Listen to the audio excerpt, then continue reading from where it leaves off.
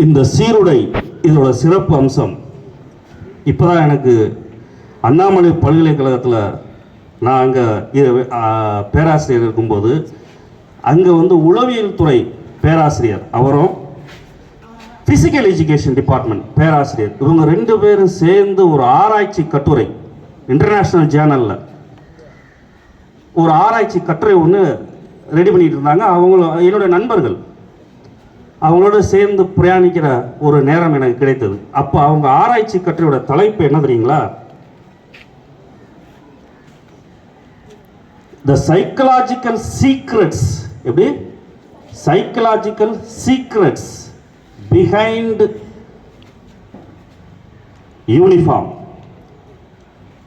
உளவியல் ரகசியங்கள், சீருடையின் பின்னால் இருக்கக்கூடிய உளவியல் ரகசியங்கள். இதை வந்து பல்கலைக்கழகத்தில் இருக்கக்கூடிய ஆராய்ச்சி பண்ணக்கூடிய ஆசிரியர்களோட பணி அனுபவம் ரொம்ப வித்தியாசமானது. அவங்க வெறும் பாடம் மட்டும் நடத்துறது இல்லாமல் இந்த மாதிரியான ஆராய்ச்சிகள் அதில் தான் அதிகமாக தன்னை பங்களிப்பு அதிகமாக இருக்கும். இதில் பாருங்கள், 2 டிபார்ட்மெண்ட்டு உண்டான பேராசிரியர்கள், ஒருத்தர் வந்து உளவியல் துறை, ஒருத்தர் வந்து விளையாட்டுத்துறை. இவங்க 2 பேரும் சேர்ந்து ஒரு ஆய்வு கட்டுரை அப்போ தான் ஆரம்பிக்கிறாங்க. அப்போ அவங்களோட சேர்ந்து அந்த கள ஆய்வு எப்படி பண்ணுறாங்க அப்படின்னு போகும்போது நான் போகிறேன். ரிசர்ச்சில் எக்ஸ்பிரிமெண்டல் ஸ்டடின்னு ஒன்று இருக்குது. உண்மையிலே ப்ராக்டிக்கலாக அதை சயின்ஸில் பண்ணுறாங்க பார்த்தீங்களா? இந்த இதோட சத்த அது கெமிஸ்ட்ரியில் அப்படி வரும், அப்படி எக்ஸ்பிரிமெண்ட் பண்ணி தான் அந்த உளவியல் என்ன இருக்குன்னு பார்க்குறாங்க. இந்த ஸ்போர்ட்ஸ் மேன் இருக்காங்க பார்த்தீங்கன்னா, ஃபிசிக்கல் எஜுகேஷன் டிபார்ட்மெண்ட் இருக்கக்கூடிய அன்றாடம் வந்து அங்கே ஏதாவது ஒரு ஃபிசிக்கல் எஜுகேஷன் டிபார்ட்மெண்ட் மிகப்பெரிய டிபார்ட்மெண்ட் இருக்குது. டெய்லி ஏதாவது மேட்ச் நடந்துக்கிட்டே இருக்கும். அவங்க 2 சமமான ஃபுட்பால் கால்பந்து அணியை 2 சமமான அணியை தேர்ந்தெடுக்கிறாங்க. ஏன்னா அவர் ஃபிசிக்கல் எஜுகேஷன் பேராசிரியர் அதில் இருக்கார். என்ன பண்ணுறாங்கன்னா, எக்ஸ்பிரிமெண்ட் பண்ணி பார்க்குறாங்க. 2 டீமில் ஒரு டீமுக்கு வந்து கால்பந்தாட்ட அணிக்கு வந்து யூனிஃபார்ம் கொடுத்துட்றாங்க, சமமான அணி. இன்னொரு அணிக்கு வந்து யூனிஃபார்ம் இல்லாமல் அந்த பசங்க வந்து நிற்கிறாங்க பார்த்தீங்களா? இந்த துப்பாக்கியில் சுட்ட மாதிரி ஓட்டையாக பேண்ட்டு, குதிரை ஓட்டுற மாதிரி தூக்கி நிற்கிற பேண்ட்டு, இந்த மாதிரி பேண்ட்டு போட்டு ஷூ மோட்டோவா, அப்படி ஒரு அணி. எப்பயுமே யூனிஃபார்ம் போட்டு தான் விளாடுவாங்க. இந்த எக்ஸ்பிரிமெண்ட் பண்ணுறதுனால யூனிஃபார்ம் போட்டு ஒரு கால்பந்தாட்ட அணி, சீருடைய அணியாமல் ஒரு கால்பந்தாட்ட அணி. தொடர்ந்து 7 நாள் கால்பந்து மைதானத்தில் 7 நாள் போட்டி நடக்குது. 2 சமமான அணி. 7 நாளும் ஜெயிச்சது யார் தெரியுமா? யாராக இருக்க முடியும்? இந்த சீருடைய அணித்த ஜெர்சி அணிஞ்ச டீம் தான் ஜெயிக்குது, சமமான அணி. இது ஆராய்ச்சியில் இப்போ நீ நானும் சொன்ன மாதிரி வந்து சீருடைய போட்டால் தான் ஜெயிப்பாங்க அப்படின்னு சொல்லிடக்கூடாது. அதை ப்ரூவ் பண்ணணும். அதை போய் கள ஆய்வு நடத்துகிறாங்க. அந்த பிளேயர்ஸ்லாம் கூப்பிட்டு வந்து, ஏன்னாப்பா 2 பேரும் சமமான டீமாக இருக்கீங்க, இதில் முதல் நாள் ஒரு டீமுக்கு யூனிஃபார்ம், இன்னொரு டீம் யூனிஃபார்ம் இல்லாமல் இருக்கும். அடுத்த நாள் அந்த டீமுக்கு யூனிஃபார்ம், நேற்று யூனிஃபார்ம் போட்டவன் யூனிஃபார்ம் போடாமல் இருப்பான். இப்படி மாறி மாறி ஒரு நாள் யூனிஃபார்ம் போடுறது, ஒரு நாள் யூனிஃபார்ம் போடும்போது பெர்ஃபார்மன்ஸ் சூப்பராக இருக்குது, யூனிஃபார்ம் இல்லாமல் இருந்தால் பெர்ஃபார்மன்ஸ் சூப்பராக. இது ஏன் அப்படின்னு உளவியல் ரீதியாக என்ன காரணம் இருக்கும் அப்படின்னு போய் ஆராய்ச்சி பண்ணுறாங்க. அப்போ கால்பந்தாட்ட வீரர்கள் இங்கே இருக்கீங்க, உங்களுக்கு தெரியும். கபடி அணி வீரர்கள் இருக்கீங்க, இங்கே உங்களுக்கு தெரியும்.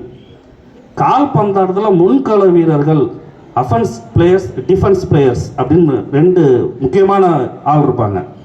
இவங்க எதிரணி கோல் போஸ்ட் நோக்கி முன்கள வீரர்கள் முன்னோக்கி போகும்போது இந்த அஃபென்ஸ் விளையாடக்கூடிய கால்பந்தாட்ட அணி யூனிஃபார்ம் போட்டிருக்கான் பார்த்தீங்களா, அவன் ரொம்ப அக்ரெசிவாக போகும்போது இந்த யூனிஃபார்ம் போடாமல் இருக்கான் பார்த்தீங்களா, அவன் உளவியல் ரீதியாக அவங்க ஆளுங்க ஒரு 5-6 பேர் கூடி நின்று வர்றாங்க அப்படின்னு உளவியல் ரீதியாக பயந்து போயிடுறான்.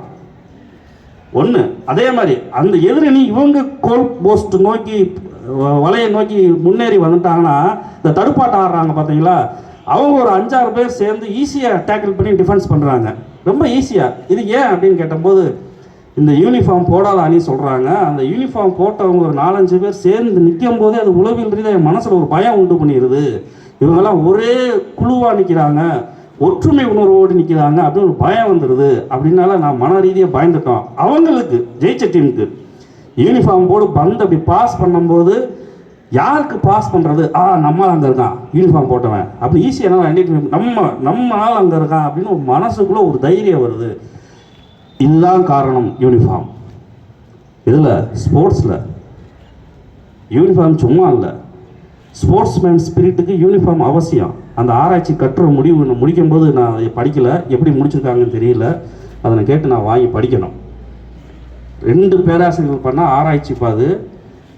போலீஸ் சர்வீஸ் காக்கி சட்டை போட்டாலே ஒரு மிடுக்கு. அவங்க பாருங்கள், போலீஸ்காரங்க பசங்க இங்கே இருந்தால் தெரியும், அவங்க அப்பா காக்கி சட்டை போட்டிருந்தா எப்படி இருப்பார், போடாமல் இருந்தால் எப்படி இருப்பாருன்னு.